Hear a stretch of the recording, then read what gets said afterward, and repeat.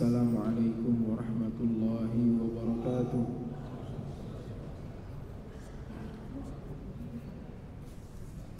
Innal hamdalillah nahmaduhu wa nasta'inuhu wa nastaghfiruh wa na'udzu billahi min shururi anfusina wa min sayyiati a'malina.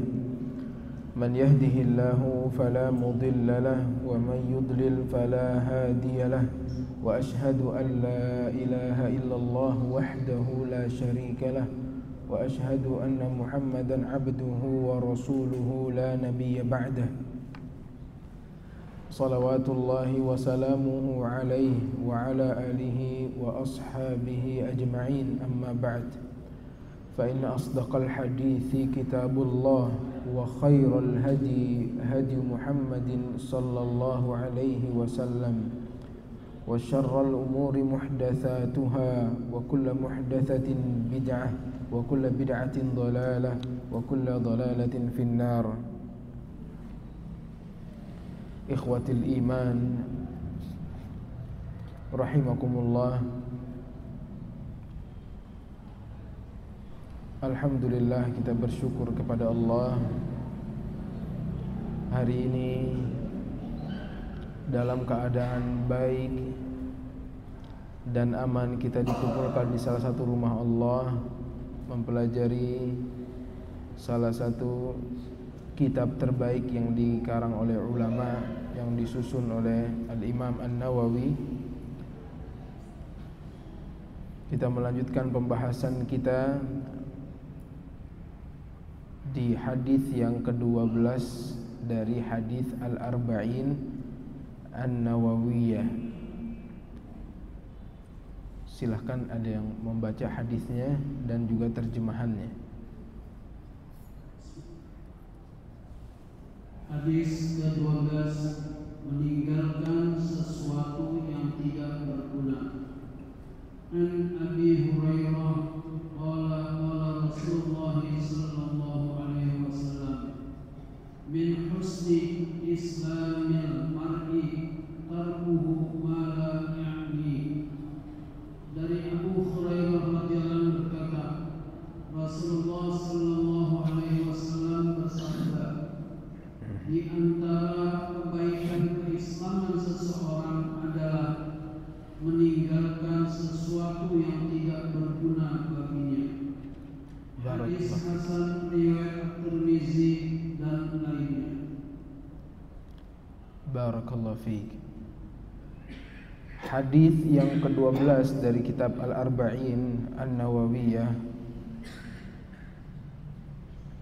membicarakan tentang salah satu usul besar di dalam Islam, yaitu bagaimana seorang muslim dia memanfaatkan waktunya. Bagaimana Allah Subhanahu wa ta'ala menjadikan ukuran baik atau tidaknya agama seseorang itu dilihat dari bagaimana dia menghabiskan waktunya. Jika dia bisa meninggalkan hal yang tidak bermanfaat, ya, dia jauhi, itu pertanda baik keislamannya. Akan tetapi jika dia sibuk, waktunya habis dengan perbuatan yang gak berguna, walaupun mubah tapi gak berguna buat dia, ya. Banyak, ya, orang yang suka nonton misalnya, hukum asalnya mubah kalau nggak ngelihat aurat, ya, tidak melihat yang diharamkan, hukumnya mubah, ya, tapi nggak berguna kalau bukan informasi. Kebanyakan informasi juga terkadang jika dikonsumsi kebanyakan, misalnya nonton berita kebanyakan, menghabiskan waktu, jadi nggak berguna, ya. Banyak orang-orang sekarang menghabiskan waktu, ya, buat nonton berita misalnya. Memang asalnya informasi, hukum asalnya boleh, ya, tapi habis waktunya. Seharusnya kita mencari informasi itu sekedarnya saja, tahu cukup, jangan sampai menghabiskan waktu, Ini salah satu perbuatan yang mubah. Baik kalau kita meninggalkannya. Ya, ini salah satunya. Banyak perbuatan yang mubah, ya, yang manfaatnya sedikit itu banyak. Nah, di sini bisa menimbang.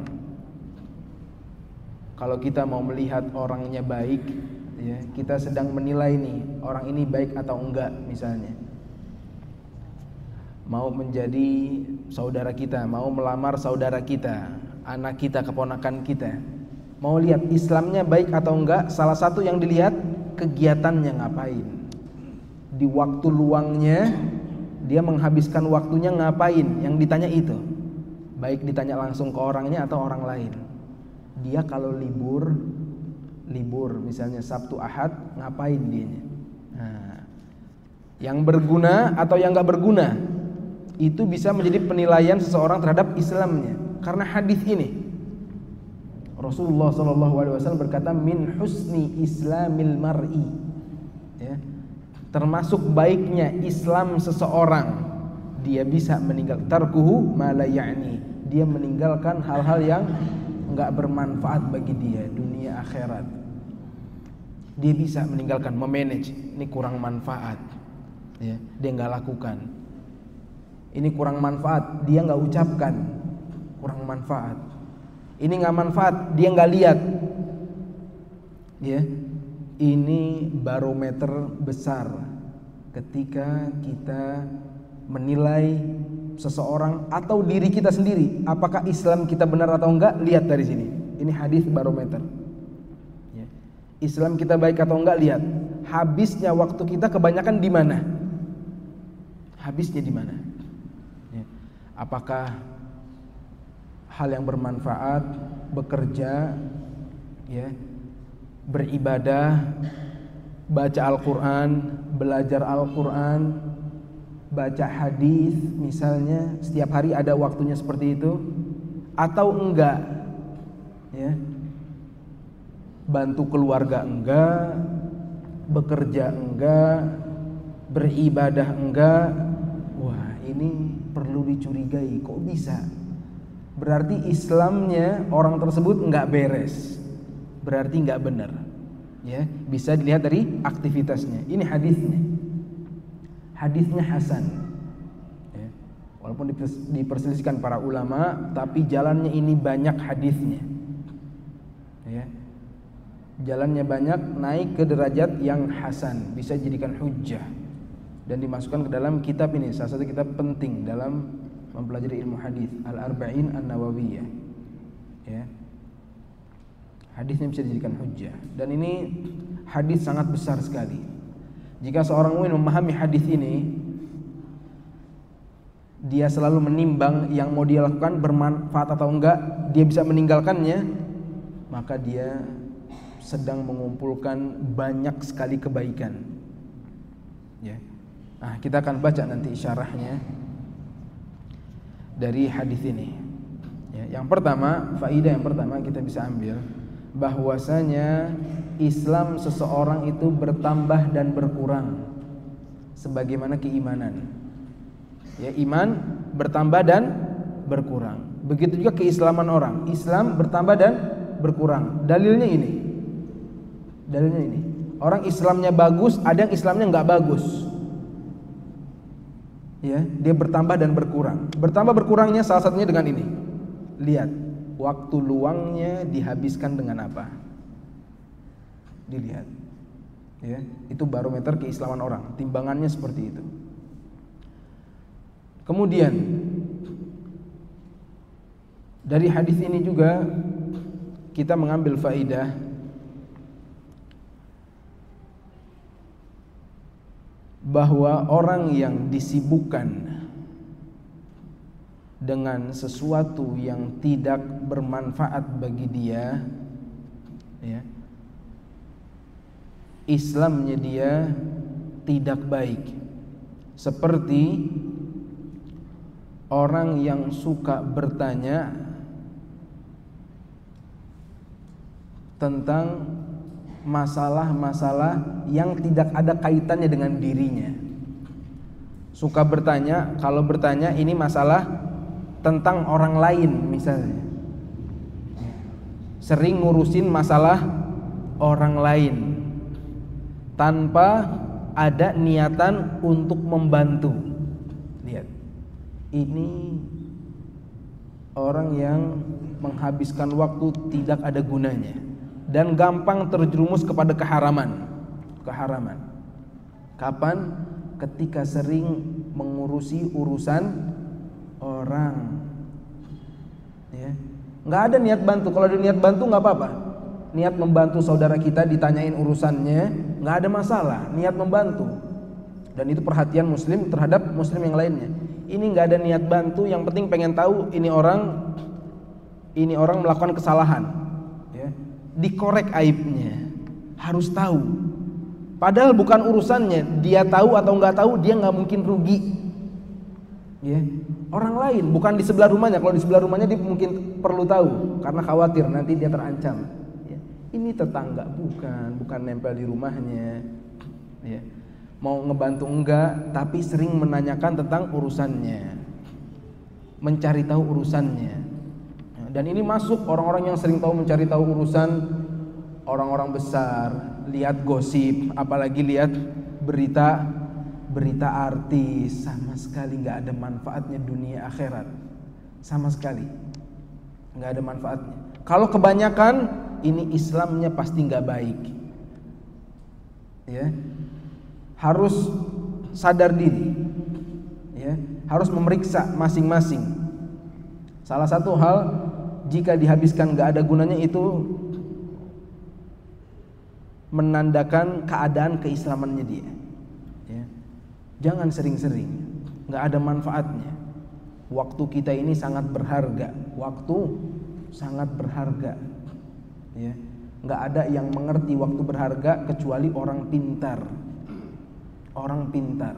orang yang dibawa kembali, ya, duduk mengerti kehidupan dunia, baru mengerti waktu itu penting. Kalau orang udah tertipu dengan dunia, udah pusing sama urusan dunia, dia nggak peduli waktunya habis buat apaan, dia nggak peduli, ya. Dia lebih peduli sama duitnya. Yang penting duit saya nggak habis, ya. Saya jalan, waktu saya habis nggak masalah. Yang penting saya dibayarin jalannya. Lihat, terkadang orang ada bakhil di hartanya, tapi buat waktu nggak peduli, nggak apa-apa. 3 hari keluar nggak ada gunanya, ya. Main misalnya, main 3 hari full, misalnya ke laut 3 hari, nggak ketemu masjid, nggak ketemu apa-apa, 3 hari, nggak apa-apa. Yang penting ada yang bayarin. Dia menganggap harta yang dia miliki yang termahal itu apa? Uang. Padahal waktu jauh lebih berharga, ya. Yang sadar ini orang yang mengetahui tentang hakikat dunia. Dia tahu, ya, yang terpenting buat dia waktu. Allah Subhanahu wa ta'ala gak pernah bersumpah dengan harta, gak pernah. Tapi berapa kali Allah bersumpah dengan waktu. Itu menandakan besarnya makhluk ini, waktu, ya. Setiap muslim harus menyadari harta yang paling berharga itu adalah waktunya, ya. Manfaatkan dengan sebaik-baiknya. Dan hadis ini menjadi umdah, menjadi rujukan agar seorang muslim bisa menjaga waktunya dengan baik. Kemudian faedah yang selanjutnya, ya. Seorang muslim dia bisa menjaga waktunya ketika dia menjaga pandangannya. Banyak, ya, perbuatannya, lisannya. Salah satu yang penting pandangannya di zaman sekarang, ya. Betapa banyak orang habis waktunya sekarang, ya, ketika dia di rumah, dia menghabiskan waktu di handphonenya misalnya. Itu banyak sekali. Kalau bisa dicek di handphone itu berapa dalam sehari kita menghabiskan waktu di handphone, itu kelihatan. ada biasanya di handphone yang canggih, handphone yang sekarang di tangan kita kelihatan biasanya berapa jam kita di handphone kita. Ya. Apalagi sudah di handphone bukan untuk belajar, tapi habisnya di media sosial. Ini menghabiskan waktu, merusak pikiran kita, ya, dan juga merusak hati. Kebanyakan melihat medsos. Ya. Dulu ini kalau orang di rumah dia nggak akan terkena fitnah ini. Dia nggak bisa melihat keadaan orang di luar, nggak bisa. Dia kalau di rumah berarti nggak bisa masuk pasar. Ya. Tapi sekarang zamannya orang di rumah dia bisa melihat semua keadaan orang. Ya, keadaan temannya dia bisa lihat semua. Ya. Yang terkadang keadaan temannya ini yang tadinya dia tenang, di rumahnya enak, ngelihat keadaan orang berubah jadi nggak enak karena temannya ini biasanya yang dipamerin di medsos yang enak-enak dari orang, yang dikasih lihat ke orang biasanya yang enak-enak, lagi jalan-jalan sama keluarga, lagi makan enak. Dia di rumah sebenarnya anteng, enak sama suami, makan dengan makan sederhana enak. Ketika ngelihat itu langsung pahit lidahnya, nggak enak makanannya. Ya, ngelihat suami beda karena habis ngelihat keadaan orang. Kebanyakan lihat semua keadaannya. Waktunya habis. Sebagian orang dia harus ngelihat semua status orang. Sehari ini harus semuanya dilihat, semua temannya. Di WhatsAppnya harus semuanya dilihat atu-atu. Hari ini apa aja yang diupload. Kalau nggak ngelihat, kayaknya ada yang nggak enak di badannya. Harus dilihat semua. Waktunya habis. Pikirannya rusak. Yang harusnya dia bahagia terkadang jadi keganggu. Terkadang bisa jadi berantem suami istri. Ya. Yang namanya orang itu yang dikasih lihat yang enak-enak, yang nggak enak nggak dikasih lihat. Ya. Biasanya terkadang ya perempuan yang gampang terbawa, terpengaruh. Hati-hati, jangan. Ya. Terpengaruh yang tadinya udah baik-baik, gara-gara habis waktunya di media sosial, ya, hancur semuanya. Waktu hilang, ya, dan hatinya jadi rusak. Itu racun itu. Salah satu racun hati itu terlalu banyak memandang hal-hal yang nggak bermanfaat. Ya. Nah, ini meninggalkan ini semua sama. Ya. Begitu juga pasar. Ya. Sekarang orang di rumah bisa masuk pasar sekarang. Ada tempat belanja di handphone online. Ya. Pasar itu tempat apa di dunia kata Rasulullah SAW? Tempat paling buruk di dunia. Pasar. Yang terbaik masjid. Ya. Dulu kalau orang diem berarti nggak bakal ketemu pasar. Sekarang enggak. Diem di rumah bisa masuk pasar sekarang. Masuk pasar dia. Kalau orang udah masuk pasar, kadang nggak butuh apa-apa, tapi kalau dia masuk tiba-tiba butuh ntar. Padahal nggak butuh-butuh amat. Harus beli. Keluar lagi kena dosa mubazir. Nggak butuh, tapi tertarik dia. Dia mondar-mandir di pasar, tertarik bakalan. Dilihat sehari dibuka berapa kali tuh. Yang tadinya nggak butuh, tertarik pasti dengan penampilannya, tertarik beli. Ya. Terkadang harta pas-pasan, ya jadi pusing ntar. Ya, musibah. Ya. Ketika seseorang zaman sekarang ini pandangan di handphone. Orang yang hatinya berpotensi lebih bersih adalah orang yang paling sedikit berinteraksi dengan handphone di zaman sekarang.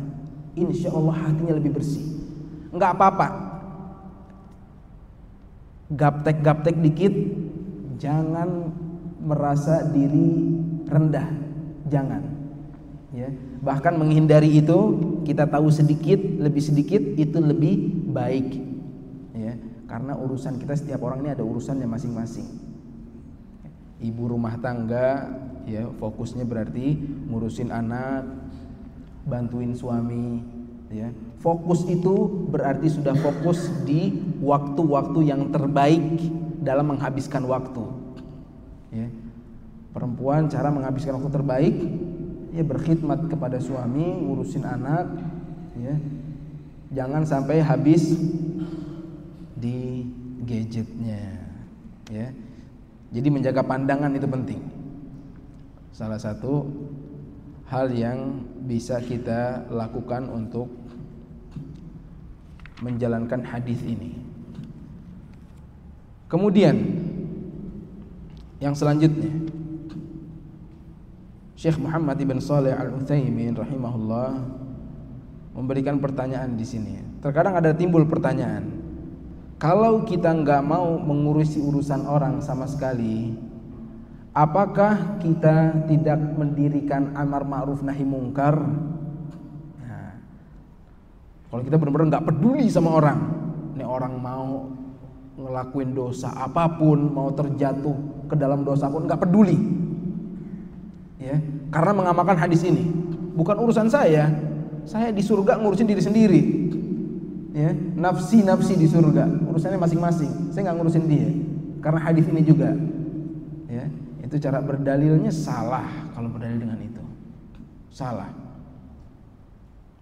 ya, karena amar ma'ruf nahi mungkar itu sesuatu yang yakni, ya, yang dia perlukan. Amar ma'ruf nahi mungkar perlu, itu kewajiban, ya. Sebagian ulama ada yang memasukkan amar ma'ruf nahi mungkar ke rukun Islam yang ke-6. Bayangin, ya, saking pentingnya amar ma'ruf nahi mungkar ini salah satu usul besar dalam Islam. Ya, amar ma'ruf nahi mungkar, ya. Kalau kita melihat yang enggak baik, ingkari.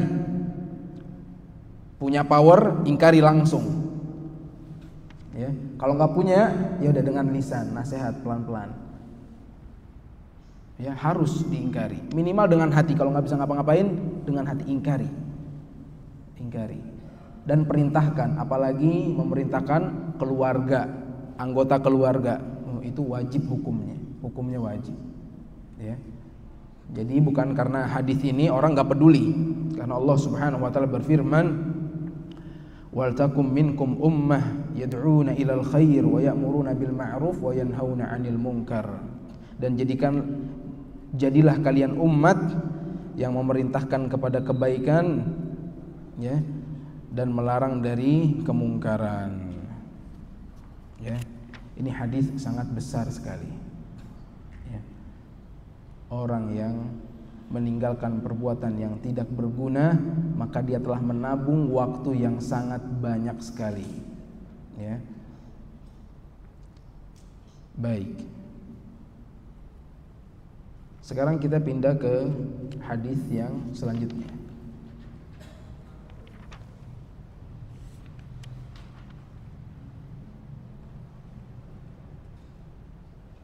Silahkan.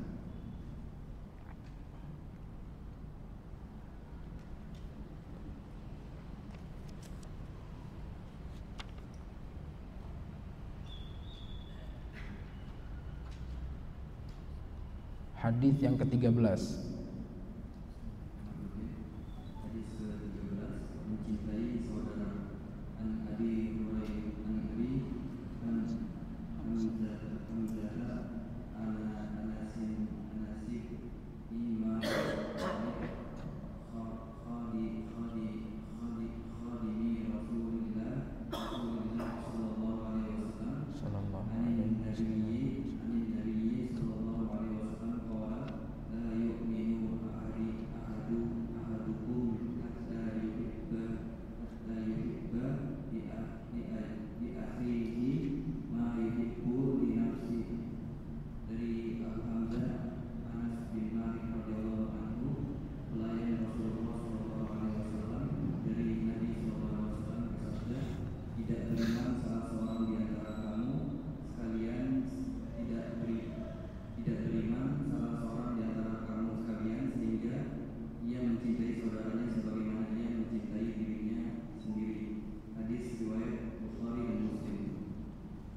Barakallahu fiik. Hadis yang ke-13 dari Abu Hamzah Anas bin Malik, pembantunya Rasulullah sallallahu alaihi wasallam. Kehormatan khadim Rasulullah sallallahu alaihi wasallam, ya. Pembantu tapi jadi kehormatan karena membantu siapa? Rasulullah SAW. Dicantumkan khadim. Anas nih khadim, ya. Dan itu bisa menjadi mulia perkataan khadim kalau yang dibantu mulia, yang dibantu Rasulullah SAW mulia, ya. Sebagaimana julukannya Raja Arab, ya, julukannya apa? Khadimul Haramain, pembantunya Mekah Madinah. Khadim itu pembantu Mekah Madinah. Tapi mulia gak khadimnya? Mulia. Yang dia khidmatnya khadim, dia kata khidmatnya ke Mekah dan Madinah, ya, khadim. Jadi subhanallah, ya. Suatu kebanggaan bagi Anas bin Malik bisa hidup dekat dengan Rasulullah sallallahu alaihi wasallam. Dia berkata, Rasulullah SAW bersabda, tidak beriman seorang di antara kalian sampai dia mencintai saudaranya sebagaimana dia mencintai dirinya. Dalam hadis ini dikatakan tidak beriman bukan berarti orang ini keluar dari agama Islam. Ya. Tidak beriman di sini menghilangkan kesempurnaan, tidak sempurna keimanan seorang di antara kalian. Ya. Bagaimana kok mentakwil? Jika ada yang bilang, ya, ini kan hadisnya jelas, la yu'min, nggak beriman. Ya. Kenapa bisa dikatakan nggak berimannya? Kesempurnaan yang dihilangkan, bukan berarti dia keluar dari agama Islam. Kalau ditanya gitu gimana jawabnya? Ya. Gimana jawabnya kira-kira? Kata Rasulullah SAW, tidak beriman di antara kalian sebelum mencintai saudaranya sebagaimana dia mencintai dirinya sendiri. Tidak beriman ini yang dimaksud kesempurnaan, bukan semuanya. Karena kalau orang belum bisa mencintai saudaranya, apakah dia otomatis murtad? Nah, enggak, dia enggak keluar dari agama Islam. Berarti di sini yang dihilangkan adalah hanya kesempurnaannya. Ya, bukan keluar dari agama Islam. Maksudnya kesempurnaan iman. Kesempurnaan iman. Nah, ini salah satu pembahasan penting. Ya. Karena kita mengingkari orang yang bertakwil tanpa dalil. Mentakwil Al-Qur'an dan hadis tanpa dalil itu perbuatan yang terlarang dan musibah, syubhat bagi umat. Ya. Ketika mentakwil tanpa dalil, ya, bukan berarti kita nggak mentakwil sama sekali. Takwil itu salah satu ilmu Islam, ya. Sebagaimana Rasulullah SAW mendoakan Abdullah bin Abbas, misanannya, sepupunya, ya, Allahumma faqihhu fid din wa 'allimhu ta'wil. Ya Allah, jadikanlah dia pinter dalam agama dan ajarkan dia ta'wil. Ya, takwil maksudnya apa? Tafsir, menafsirkan. Ya, nggak bisa semuanya letterlek, nggak bisa. Harus ada penjelasan dari para ulama. Pertama dari dalil tentunya, dari Al-Quran Sunnah, baru boleh takwil. Ya, kalau takwil tanpa dalil terlarang. Ya, takwil tanpa dalil terlarang. Contohnya takwil yang dilakukan oleh Ahlus Sunnah wal Jamaah, salah satunya adalah firman Allah di ayat di surat An-Nahl ayat ke-80 ayat ke-98. Allah Subhanahu wa taala berfirman, "Fa idza qara'tal Qur'ana fasta'idz billahi minasyaitonir rajim." Kalau engkau membaca Al-Qur'an, ya, qara'ta yang belajar bahasa Arab tahu. Qara'ta itu artinya telah membaca apa mau membaca. Qara'ta secara bahasa qara'ta itu fi'il madhi. Artinya madhi udah lampau. Kalau kalian sudah baca Al-Qur'an, maka bacalah a'udzubillahi minasyaitonir rajim. Kalau mau diterjemahin letter luck, qara'ta artinya sudah. Kalau kalian sudah membaca Al-Quran, maka bacalah a'udzubillahi minasyaitonirrajim. Itu arti secara letter luck. Tapi ini butuh ditakwil. Ditakwil dengan apa? Dalil. Membaca ta'awudz itu bukan di akhir baca Al-Quran, tapi sebelum membaca Al-Quran. Walaupun perkataannya qara'ta. Qara'ta itu sudah lampau. Ya. Tapi yang benar sebelum membaca Al-Quran. Dalilnya apa? Rasulullah Shallallahu Alaihi Wasallam membaca ta'awudz itu sebelum beliau membaca Al-Quran. Orang yang paling sempurna menafsirkan Al-Quran adalah Rasulullah Shallallahu Alaihi Wasallam. Itu dengan dalil namanya. Itu dengan dalil. Ya. Kemudian ayat wudu yang paling terkenal, ayat wudu. Ya, Allah Subhanahu wa taala berfirman, ya ayyuhalladzina amanu idza qumtum ilas shalah faghsilu wujuhakum. Wahai orang yang beriman, kalau kalian qumtum sudah berarti. Tapi maknanya bukan itu, dirubah dengan dalil bahwa Rasulullah SAW berwudunya sebelum sholat dengan dalil.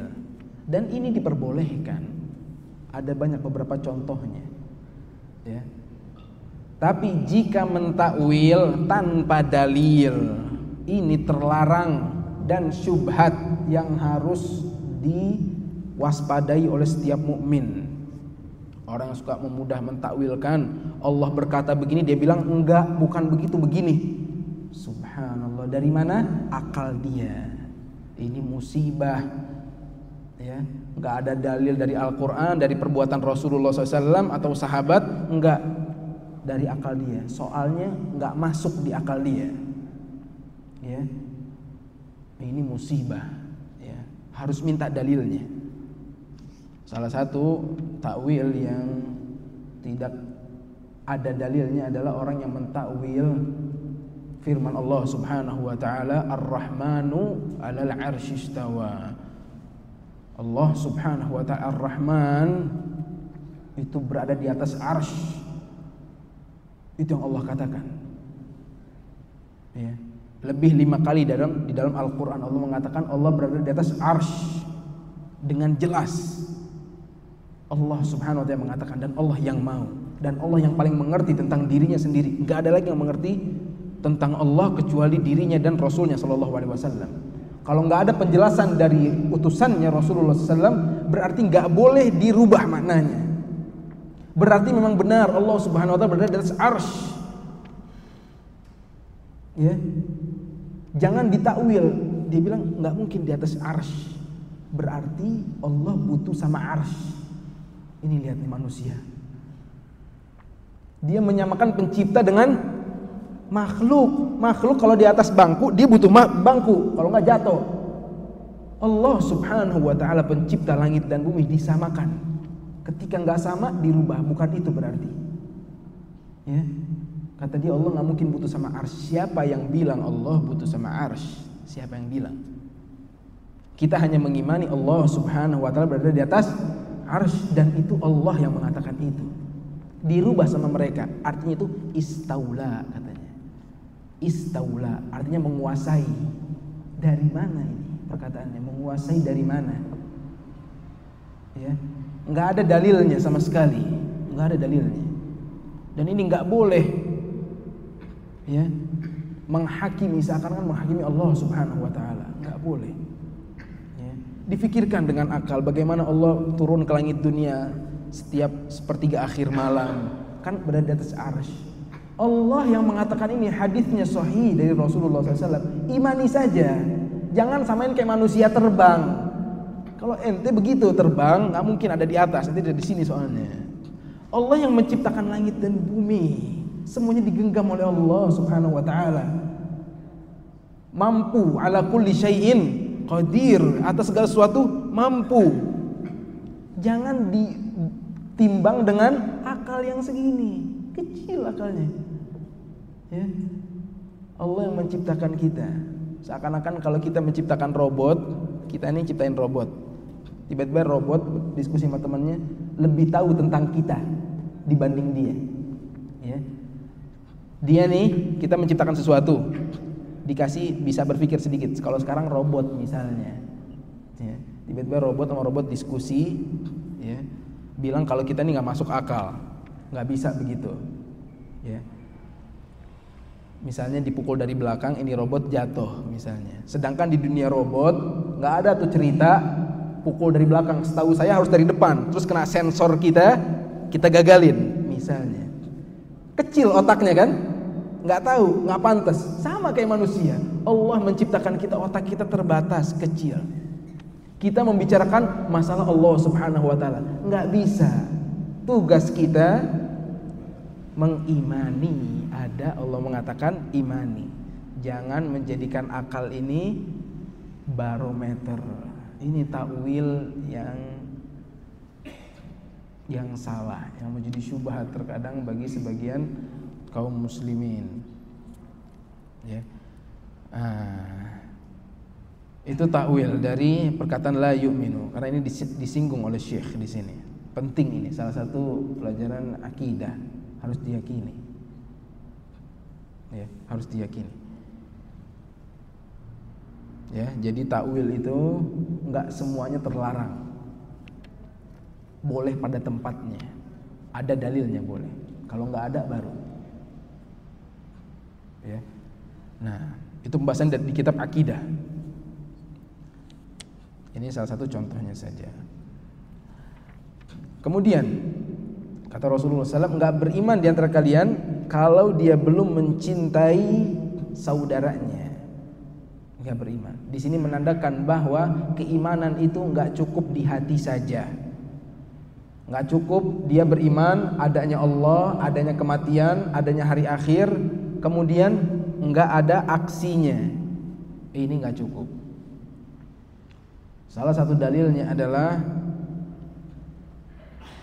kejadian yang dialami oleh pamannya Rasulullah SAW yang meninggal dalam keadaan kafir, dekat dengan Islam, bahkan percaya Islam ini agama yang benar.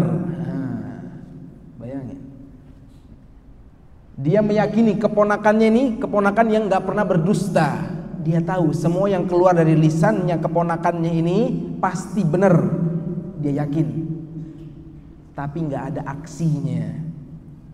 Apakah menjadi orang mukmin? Abu Thalib. Apakah Abu Thalib meninggal dalam keadaan mukmin? Hah? Enggak. Padahal kalau ditanya, yakin gak sama keponakannya? Yakin. Keponakannya Rasulullah SAW, satu rumah tinggalnya, ya. Tapi kalau hidayah Allah katakan belum masuk, enggak masuk, ya. Ini mahalnya hidayah. Tidak beriman, tidak ada aksinya, hanya yakin doang bahwa ponakannya ini orang benar.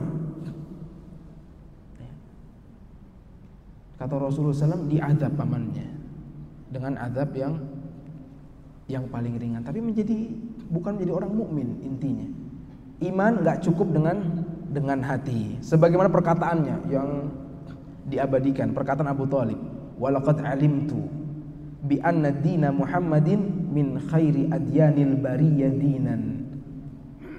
Sungguh aku udah tahu bahwa agamanya Muhammad ini adalah agama terbaik sedunia. Laulal malamah au hidaru masabbah la ra'aitani samhan bidzalika mubina.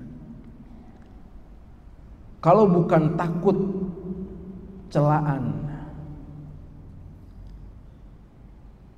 dan juga peringatan, ya, mungkin ada gangguan dari orang lain,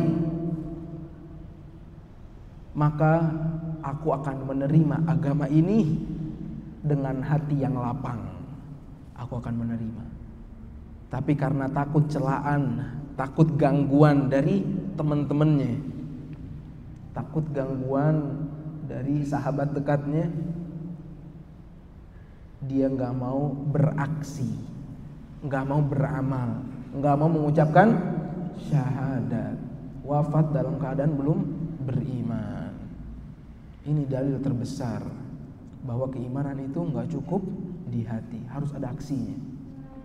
Salah satu aksinya adalah mencintai saudara kita. Ya, sampai dikaitkan dengan keimanan, berarti ini hal besar, cinta sama saudara kita, ya. Sebagaimana kita dicintai, kita mencintai diri kita. Ya. Kita nggak mau dikatain, berarti jangan ngatain orang. Kita nggak mau dituduh nggak suka dituduh enggak. Orang ngelakuin ini tapi dituduh, wah ente gini ya, ente mau ini nih, mau mencuri. Ya, jangan begitu sama orang, jangan begitu sama orang. Ya, banyak sekarang. Ya, orang dengan mudah menuduh, merendahkan. Ya, bahkan orang yang terjatuh ke dalam maksiat. Ya, bukannya dibantu, sebagaimana kalau kita dalam posisi dia, kita awam, terjatuh ke dalam maksiat, pengennya ketemu orang diapain? Ditolong. Kita awam atau lingkungan kita buruk, jatuh kita ke dalam maksiat. Qadarullah pendidikan yang dia dapatkan beda sama pendidikan orang ini, lebih tinggi alhamdulillah, lebih terjaga agamanya. Dia jatuh, jalan dengan kesalahannya. Ketemu orang yang pendidikannya bagus, agamanya bagus, maunya diapain kalau kita posisi yang di bawah ini? Ditolong, dikasih tahu baik-baik. Ini nggak boleh. Ya, pengennya gituin, karena nggak tahu, ilmunya juga nggak tahu. Tapi kalau tiba-tiba marah, ilmunya nggak tahu, diomelin, ya, kira-kira bakal menerima kebenaran atau makin jauh? Makin jauh. Dikasih tahu aja belum, ya, di aja belum keadaannya, mungkin susah, ngertiin dulu keadaannya. Ya, sebagaimana kita mau disayang begitu juga, ya, karena dakwah ini mengajak sayang. Mengajak karena rasa sayang, ya. Sebagaimana kita mau diajak kalau kita terjatuh ke dalam maksiat, kita mau diajak bagaimana? Nah, begitu saudara kita juga. Saudara kita butuh digituin. Ya, kalau kita terjatuh ke dalam maksiat, dia juga butuh. Ya. Dia butuh diperhatikan dan ditarik. Itu namanya dakwah. Ya. Itu namanya dakwah. Dan benar-benar cinta. Ini dia ngasih tahu karena cinta, ya, bukan karena kesombongan, bukan karena merasa diri lebih tinggi, ya, bukan, karena emang cinta sama saudaranya. Dia benar-benar pengen saudaranya mendapatkan hidayah. Nggak mungkin langsung dibentak, nggak mungkin. Pasti dicari cara jalannya. Oh, ini pelan-pelan kayaknya nih. Nah, itu salah satu cara kita mencintai saudara kita, sebagaimana kita mencintai diri kita. Ya. Silakan azan dulu sebentar. Nanti dilanjutkan sedikit lagi.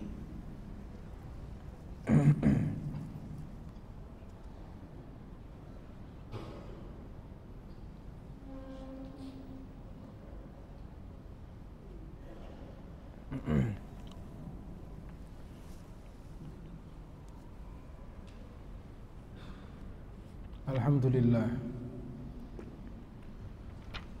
Faedah yang selanjutnya dari hadis ini, perkataan li akhihi dalam hadis ini adalah orang mukmin. Saudara kalian maksudnya saudara mukmin. Ya, sebagaimana dikatakan dalam hadis, Rasulullah SAW berkata, "Man ahabba an yuzahzaha 'anil nar wa yadkhulal jannah falyatihi maniyatuhu wa huwa yu'minu billahi wal yawmil akhir wal ya'ti ilan nasi ma yuhibbu an yu'ta ilaihi." Barang siapa yang ingin dijauhkan dari neraka semua orang dan dimasukkan ke dalam surga, maka jadikanlah ketika mautnya datang, kematiannya datang, dia sedang beriman kepada Allah dan hari akhir dan sedang mencintai saudaranya sebagaimana dia mencintai dirinya sendiri. Ya. Kata Rasulullah SAW, jika kita mau dijauhkan dari neraka, dimasukkan ke dalam surga, ketika meninggal beriman kepada Allah dan hari akhir, dan memiliki hati yang cinta sama saudaranya sebagaimana mencintai dirinya sendiri. Maksudnya hatinya ini terhindar dari hasad. Ketika meninggal nggak ada satupun orang yang sedang dia hasadin, nggak ada. Ya. Dia meninggal hatinya bersih, beriman kepada Allah dan Rasulnya, dan mencintai orang lain sebagaimana mencintai dirinya sendiri. Ya. Kalau belum cinta, minimal tidak memiliki hasad, yaitu benci ketika melihat saudaranya mendapatkan nikmat. Ya, nggak ada rasa kebencian itu. Dia senang ketika melihat saudaranya senang. Ya. Dia sedih ketika melihat saudaranya sedih. Ini hati yang bersih. Ya. Dan kita berharap di akhir hayat kita memiliki hati yang seperti ini. Ya. Selalu berusaha mencintai, ya, mencintai saudara kita itu yang terdepannya. Kalau kita mau, ya, jadikan, ibaratkan seperti panah, yang paling depannya itu cara kita mencintai saudara kita adalah husnudzon. Gak mungkin orang bisa cinta kepada saudaranya kalau selalu suudzon. Ya. Gak bisa ngelihat indikasi kecil, oh gak bener nih. Ya. Pasti mau niat jahat. Ya. Terlalu jago mendeteksi orang ini gak baik, kelewat hebat. Ya. Sampai orang yang gak mau ngapa-ngapain, dia gak, pasti niatnya gak benar sama saya. Wallahi dunia sempit buat dia, sempit, gak ada temennya. Ya. Ngelihat orang, ya, bahkan anak kecil berantem, anak kecil, subhanallah, anaknya jahat nih anak kecil, akalnya belum sempurna, udah dibilang ini jahat. Ya. Seakan-akan dunia semuanya benci sama dia. Karena yang paling depan, yang pertama suudzon dulu sama orang. Ini nggak bahagia orangnya. Ya, jangankan bahagia, ya apalagi mencintai saudaranya, susah. Jarang punya husnudzon. Oh mungkin ini. Oh, dipalingkan dengan prasangka yang baik. Ya, di zaman sekarang kebanyakan orang yang seperti ini dikatakan bodoh. Kadang-kadang, ya. Terlalu baik. Kecuali waspada, memang benar di tempat umum, ya waspada silakan. Ini enggak sama saudara, bukan sama orang lain. Yang dikedepankan suudzon. Ada kejadian tertentu, ini pasti memang dari awal niatnya udah nggak baik orang ini. Ya. Semua subhanallah, yang terdepan suudzon, nggak mungkin bisa cinta. Ya. Biasanya orang yang seperti ini juga jarang ditemani sama orang, dicintai enggak, jarang dibantu karena susah, ya, untuk memberikan perhatian, mencintai saudaranya sebagaimana dia mencintai dirinya sendiri. Ya, nah harus sering-sering belajar husnudzon, prasangka baik kepada orang. Selalu nilai dulu, mungkin dia melakukan ini karena ini. Hal yang baik, mungkin karena ini, itu ajaran Islam, selalu didahulukan. Selagi ini nggak membahayakan kita, kedepankan husnudzon, kecuali beresiko. Wah, kalau saya husnudzon, saya beresiko, celaka. Baru. Tapi kalau ini bukan hal yang beresiko, selalu kedepankan husnudzon, apalagi kepada orang-orang yang ada di sekitar kita. Mudah-mudahan yang kita bahas dari dua hadis ini bermanfaat, menjadi ilmu yang kita bisa amalkan dan amal soleh. Kita selesaikan kajian kita dengan baca doa kafaratul majlis. Subhanakallahumma bihamdik, asyhadu an la ilaha illa anta, astaghfiruka wa atubu ilaik. Wassalamualaikum warahmatullahi wabarakatuh.